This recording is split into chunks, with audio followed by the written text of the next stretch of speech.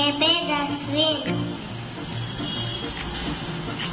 நான் பேசுறதுல கருத்து திருவள்ளுவர்.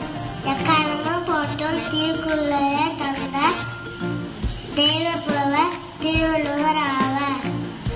இவர் கிமு 31 பிறந்தார். பெற்றோர் ஆதி பகவான் ஆவார். அதனால்தான் முழு குரலில் அகமுது எழுத்தெல்லாம் ஆதி பகவான் முழுத்தே உள்ளது.